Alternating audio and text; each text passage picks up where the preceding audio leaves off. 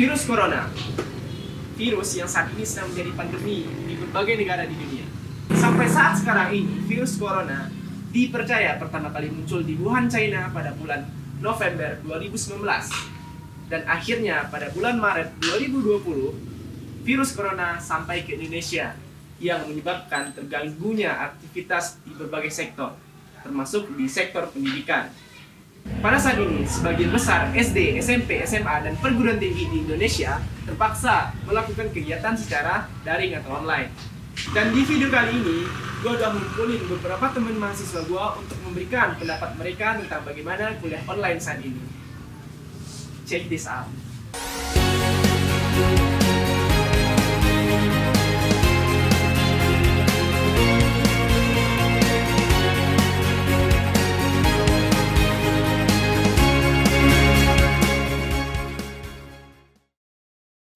Halo, aku Dava. Nama aku Ihsan Ismohadi, biasa aku dipanggil Ihsan. Saya Maulia Umi Siregar. Gua Teguh. Fajar Hernisa. Nama gue Tika, jadi sekarang gue lagi menempuh pendidikan di Universitas Indonesia, khususnya di Fakultas Farmasi. Arsitektur Universitas Maliko Saleh, semester 5 ini sekarang. Saya dari Universitas Maliko Saleh, jurusan arsitektur. Di Universitas Muhammadiyah Riau. Universitas Maliko Saleh, Loks Mame, Aceh Utara. Dari Universitas Muhammadiyah Riau, jurusan Kimia, angkatan 2019.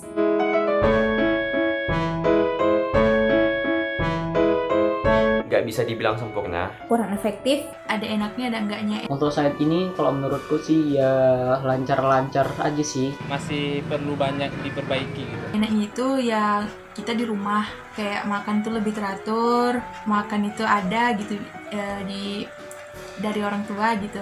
Terus kalau nggak enaknya susah buat tugas, apalagi jurusan saya gitu. Tugasnya itu kayak lebih banyak bertanya sama temen, lebih dapat gitu hasilnya. Kita kurang berinteraksi langsung dengan dosennya sehingga kita sulit memahami apa materi yang ditujukan oleh dosen tersebut.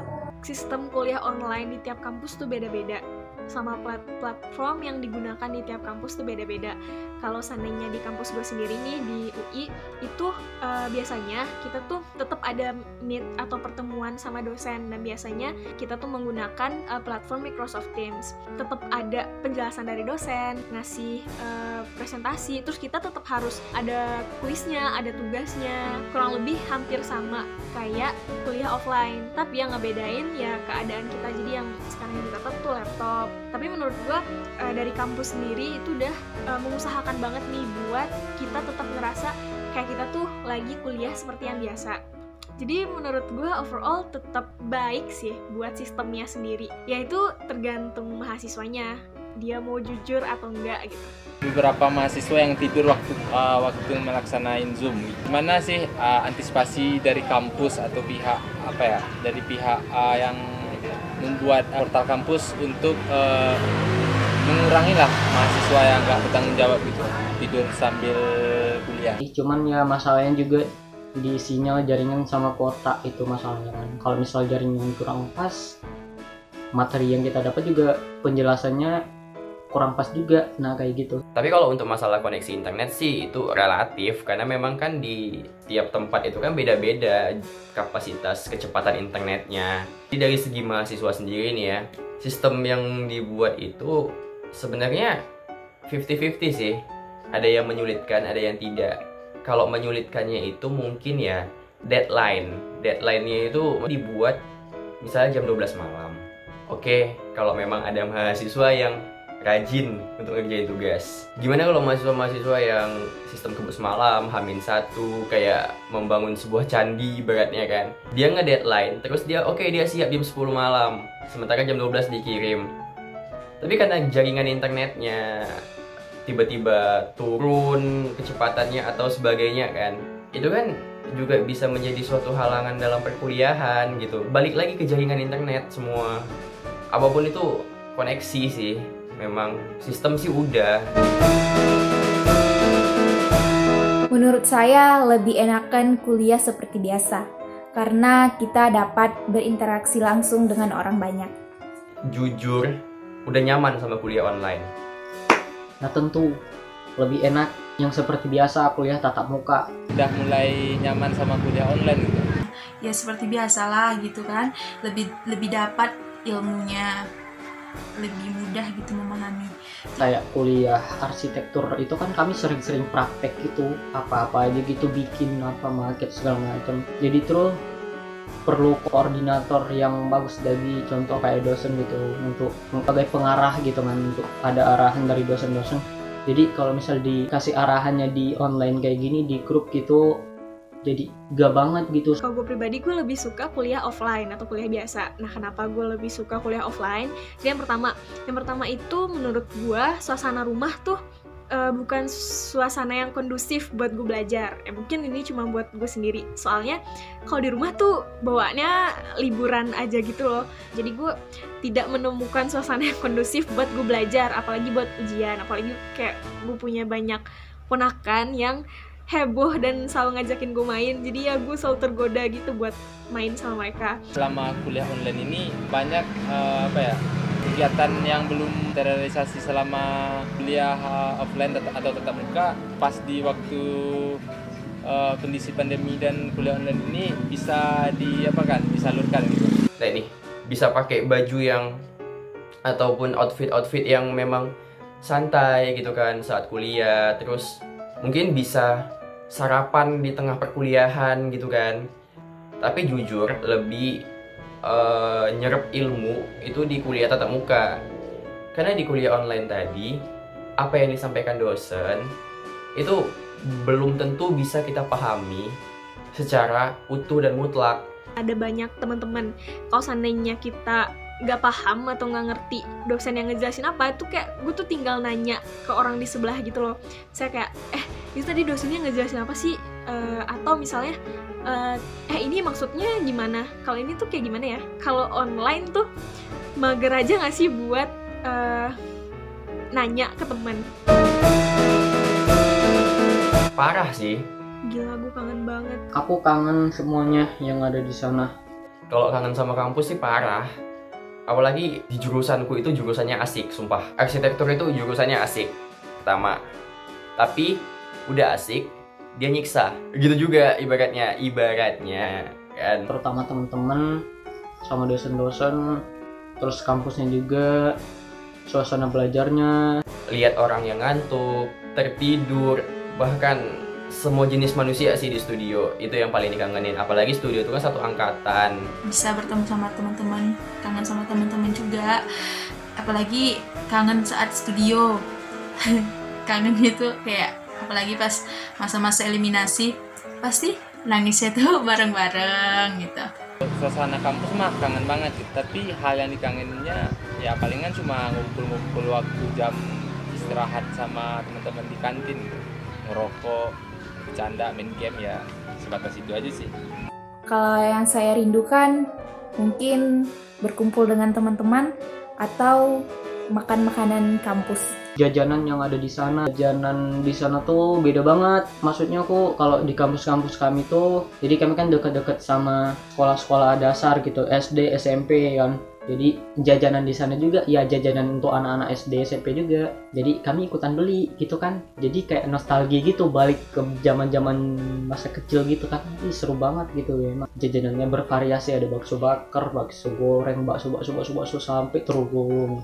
Biasanya kalau seandainya ada jeda kelas gitu, gue sama teman-teman gue tuh suka nongkrong di lantai 3, 4 atau 5 gedung rumpun ilmu kesehatan. Jadi ada gedung rumpun ilmu kesehatan yang biasanya gue kuliah di situ tuh.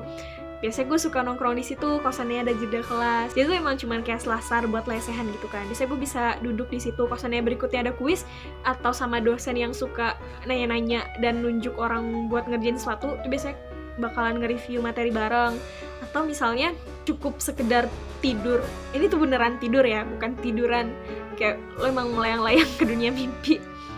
Ya biasanya gue kayak gitu kalau misalnya ada jeda kelas. Kangen duduk di depan administrasi jurusan. Karena itu di kampus itu tempat paling PW untuk duduk di sudut, dingin gitu. Ya beli jajan SD di depan kampus tuh kan banyak. Itu sih yang paling dikangenin. Gue pasti beresin kosan lah. Datang, parkir motor, ya udah jumpa sama teman-teman, cerita. Nongkrong apa kayak kan sih cerita-cerita lah selama di kampung kayak gimana. Mencicipi semua makanan yang ada di kampus. Palingan ya yang tadi gitu, ngumpul-ngumpul sama teman, main game, ngopi di kantin, ya cuma itu aja sih. Apa yang harus dilakuin pertama di kampus? Duduk udah. Intinya duduk mau dimanapun itu. Karena emang orangnya mageran. Paham kan? Ada. Tadi aku udah bilang juga ada. Menurut gue segala sesuatu itu, seburuk apapun itu pasti ada positif dan negatifnya. Ada, waktu belajar itu bisa diatur. Menghemat waktu. Lebih dekat, lebih akrab sama orang tua juga kan, kita karena udah sering juga sering ngobrol gitu kan lebih enak. Kalau di sana kan cuma telepon doang, cuma kirim duit. Keuangan gitu sih, kayak gue ngerasa pengeluaran orang tua gue buat gue itu jadi berkurang. Kenapa gitu? Soalnya gue kan jajannya tuh dijatah gitu kan per bulan, karena gue tuh ya jauh dari orang tua. Harusnya misalnya orang tua gue ngasih gue jatah sekian, ya sekiannya beng-bengin aja lah ya. Terus kalau seandainya sekarang orang tua gue nggak perlu jatahin gue gitu loh, kayak dia cuman perlu mikirin uang semester sama kuota internet. Nah kuota internet tuh kayak gue juga minta per bulan gitu kan, ya orang tua gue cuman cukup mikirin itu. Atau mungkin kayak ada beberapa perintilan lain kayak perintilan lain kayak printan, kayak gue ngeprint terus beli ini beli itu. Ya saya nggak segede biaya ketika gue kuliah di Depok. Pertama, kita lebih santai. Kedua, tugas yang dikasih sama dosen itu tidak terlalu berat. Dan aku menyadari beberapa dosen itu mengurangi tingkat kesulitan. Positifnya yaitu beberapa yang belum tercapai waktu kuliah tatap muka sekarang bisa diwujudin gitu selama kuliah online, karena ya waktunya lebih banyak kan gitu. Kalau bisa tugas itu jangan banyak-banyak, ya gitulah, ngertilah gitu kan. Gak enak banget, tau nggak? Tadi tolong paling iya sebentar, kan tahu kita itu kan masih rame-rame banget yang ACC, jadi dia kan sibuk. Bu, tolong dong balas dikit gitu sebentar ya, saya ini dulu. Aku paling datang gitu, takut kan kita bingung gimana sih dia nggak ngebales gitu kan,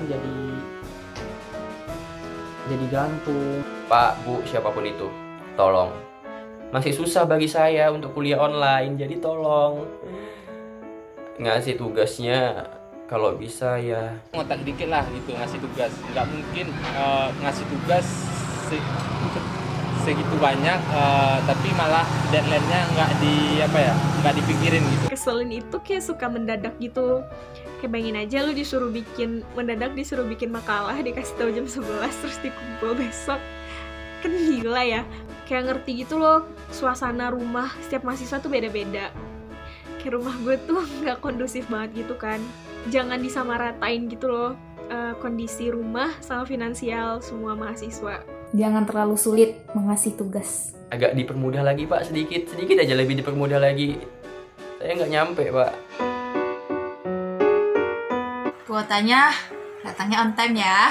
Aksesnya jangan itu sih doang, maksudnya yang untuk kuota belajar ya bisa lah kita akses YouTube, karena di sini kan kuliahnya kayak kita belajar aplikasi apa segala macam itu kan secara otodidak, jadi kan butuh kayak platform kayak YouTube, Pinterest gitu untuk nyari-nyari ide. Jadi di kuota belajar itu masih belum bisa kita akses. Banyak-banyakin bantuan kuota. Jangan cuma 5 giga, Pak, kuota regulernya. 10 giga bisa lah, Pak, minimal dikasih, Pak. Soalnya kuliah online tidak melulu tentang video conference, Pak. Kami juga butuh searching data di Google. Kami juga butuh sosial media, Pak, untuk menyampaikan tugas kami. Yang saya udah cari tahu ya, Pak, kuota edukasi itu bisa dipakai WhatsApp, Pak. Tapi banyak orang yang memakai Telegram, Pak, saat ini. Tolong, Pak, jangan 5 giga. Kami juga butuh refreshing, Pak. Dan juga, Pak, bahan materi ajar itu juga banyak di YouTube, Pak. Jadi ya sebisa mungkin lah kuota edukasi itu juga dialokasikan untuk YouTube. Yang kedua, Kan banyak tuh teman-teman musim yang mahasiswa-mahasiswa yang lain ataupun siswa yang tinggalnya mungkin di pelosok-pelosok desa.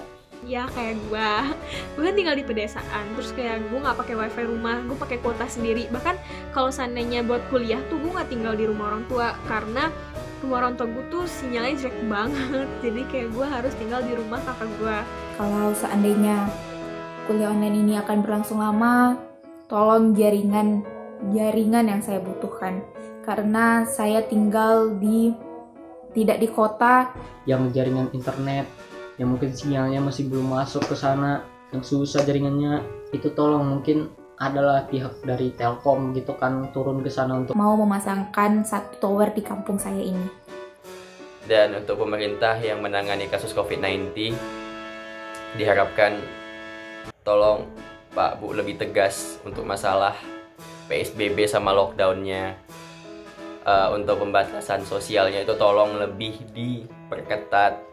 Karena saya juga tinggal di wilayah metropolitan, saya melihat dengan mata kepala saya sendiri, masyarakat di kampung saya bisa dibilang tidak menghiraukan apa itu COVID-19. Memakai masker aja kalau nggak disuruh nggak dipakai Pak Bu. Jadi tolong untuk peraturannya lebih dipertegas lagi. Mungkin lebih dipertegas sih kepada masyarakat yang kurang edukasi, atau dikasih edukasi lagi gitu. Tapi ya gimana ya, nggak tahu juga deh. Intinya tergantung kepada kepada cara atau ajakan dari pemerintah buat ngelakuin yang namanya social distancing. Kalau seandainya yang sering gue baca-baca nih, ada banyak kisah mengharukan gitu loh dari siswa. Tapi gue sering nemunya dari siswa sih, bukan mahasiswa, buat sekolah online ini. Jadi kayak ada yang sebelumnya nggak punya HP, terus terpaksa jual-jualin barang atau hewan peliharaan buat beli handphone biar bisa kuliah online. Jadi menurut gue pemerintah ya dalam keadaan kayak gini ya banyak-banyakin ngasih bantuan sih menurut gue. Soalnya ya nggak semua orang punya finansial yang sama. Ya kayak sedih aja gitu semua orang jadinya nggak punya kesempatan yang setara buat dapat pendidikan. Sedih aja sih. Jadi itu tuh pendapat dari teman-teman mahasiswa gua tentang kuliah online saat ini. Ada yang mengatakan baik, ada yang mengatakan buruk juga. Tapi yang paling penting, kita harus tetap semangat untuk kuliah. Dan harapannya untuk Indonesia, mudah-mudahan Indonesia segera pulih kembali, segera normal kembali. Gua Andre Namesa, terima kasih.